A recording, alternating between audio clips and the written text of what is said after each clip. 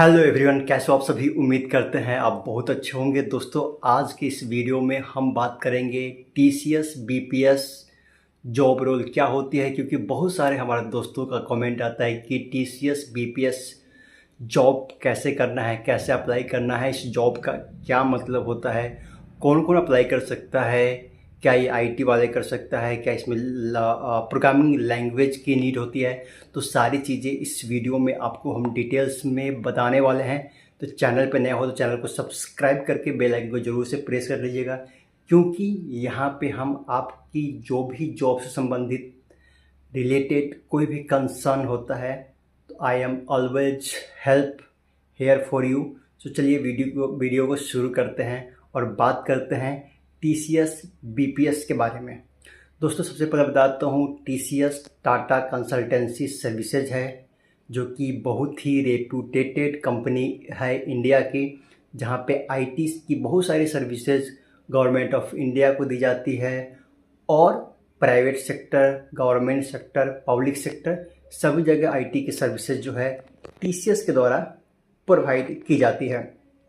अब हम बात करते हैं बीपीएस क्या होती है। बीपीएस होती है बिजनेस प्रोसेस सर्विस होती है, जिसे टीसीएस बीपीएस पूरा नाम दिया गया हुआ है। अब हम बात करते हैं इसमें जॉब रोल क्या होती है।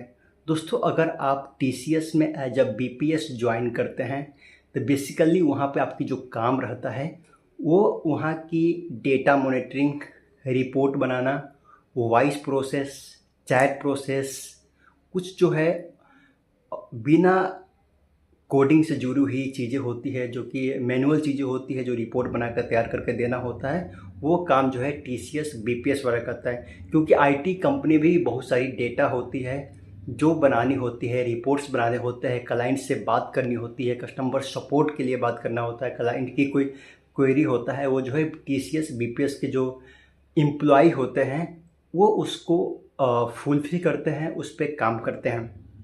अब हम बात कर, आपकी जॉब डिस्क्रिप्शन आपको समझ में आ गया होगा कि बेसिकली आपको टीसीएस बीपीएस में एज ए नॉन टेक्निकल जो भी काम होती है, रिपोर्ट बनाना, chat process, voice process, customer handling, जो भी वर्क होता है वो टीसीएस बीपीएस के अंदर आता है।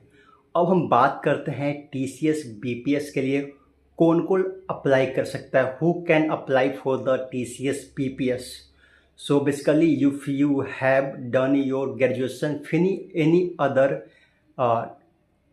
domain, but your domain is not in IT and BTech background, you have not applied for this role. अगर आपने बीटेक किया हुआ है, डिप्लोमा किया हुआ है, आईटी का कोई भी किया हुआ है ग्रेजुएशन, तो आप यहाँ पे अप्लाई नहीं कर सकते हैं। यहाँ पे ओनली नॉन टेक्निकल बैकग्राउंड के ही कैंडिडेट अप्लाई कर सकते हैं, चाहे वो बीएससी हो, बीकॉम हो, बीबीए हो, एमबीए हो, बीएससी हो, तो आप अप्लाई कर सकते हैं। But if you have done your BTech, MTech, BSc IT, you are not eligible for a TCS BPS job. ठीक है, तो अब हम बात करते हैं कि इसमें जो सैलरी होती है TCS BPS as a fresher कितनी होती है। तो मैं बता देता हूँ कि अगर आप टीसीएस बीपीएस ज्वाइन करते हैं तो इसके लिए आपको एक्सपीरियंस की कोई ज़रूरत नहीं है। आपने इससे पहले कहीं भी काम नहीं किया है, not an issue, you can apply for as a fresher in TCS BPS in pan India. और बेसिकली पैन इंडिया की वैकेंसी अभी चालू है टीसीएस बीपीएस पर, जिसका लिंक मैं डिस्क्रिप्शन में दे दूंगा, जहां से आप आसानी से अप्लाई भी कर सकते हो। आपकी इंटरव्यू होगी और आप एलिजिबल पाए जाते हैं, then you go for the TCS BPN and वहाँ पे आप जॉब कर सकते हैं। तो पहला चीज़ है, फ्रेशर्स अप्लाई कर सकते हैं, नॉन आईटी के कोई भी कैंडिडेट अप्लाई कर सकता है, मेल फीमेल अप्लाई कर सकते हैं।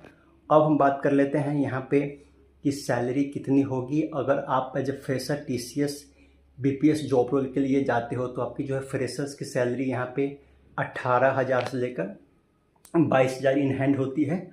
पीएफ, ईएसआई, जो भी चीज़ें होती है कंपनी के टर्म्स नॉर्म्स, वो सारी चीज़ें एक्स्ट्रा ऐड ऑन होती है आपकी सैलरी के अलावा। तो आप एक्सपेक्ट करके चलिएगा कि 18,000 से 22,000 आपको यहाँ पे स्टार्टिंग में मिलेगा। उसके बाद आप वहाँ पे जब आपके पास एक्सपीरियंस हो जाता है तो आपकी सैलरी को यहाँ पे इंक्रीज़ कर दिया जाता है। सीनियर डेटा एनालिटिक्स वहाँ पे किया जा सकता है, आपको टीम लीड के लिए रोल मिल सकता है, जो कि आगे की बातें हैं। साथ ही साथ एक चीज़ है कि आप TCS BPS में जॉब करते करते मैंने जो सुना है उस हिसाब से आप IT के तरफ भी मूव हो सकते हैं।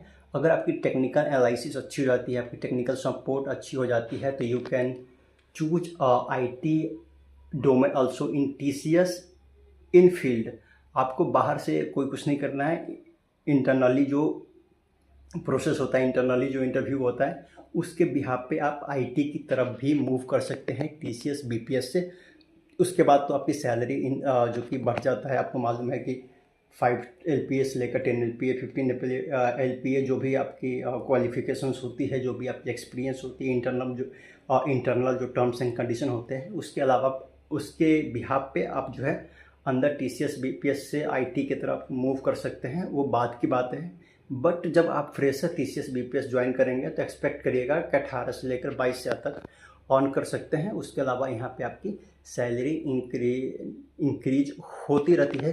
कुछ चीज़ें और भी है जो कि मैं आपको बता देता हूँ ग्रोथ को लेकर के। तो सीनियर प्रोसेस एसोसिएट आप बन सकते हैं। सेकेंड थिंग इज डैट कि आप टीम लीड या ट्रेनर बन सकते हैं, वहाँ पे भी और लोगों को आप ट्रेन कर सकते हैं, वो भी काम यहाँ पे आप कर सकते हो। सेकेंड थिंग इज डैट कि TCS BPS रोल के लिए आप फ्रेशर आसानी से जा सकते हैं, जो कि मैंने आपको पहले भी बता चुका हूँ। क्वालिफ़िकेशंस आपको समझ में आ चुका होगा। तो ये सारी चीज़ें TCS BPS के लिए रहने वाला है। अगर इसके अलावा भी कोई डाउट है तो please comment in the comment box. I reply all your comments. And आपको और भी किसी जॉब के बारे में जानना है, जॉब रोल के बारे में जानना है, इंटरव्यू प्रोसेस के बारे में जानना है, so I am always help for you. तो आज के वीडियो कैसा लगा कमेंट करके ज़रूर बताइएगा। और आज आपके लिए इस तरह के वीडियो हम लाने की कोशिश करते रहेंगे। तब तक के लिए जय हिंद, वंदे मातरम। देखते रहिए कुमार राजेश यूट्यूब चैनल को।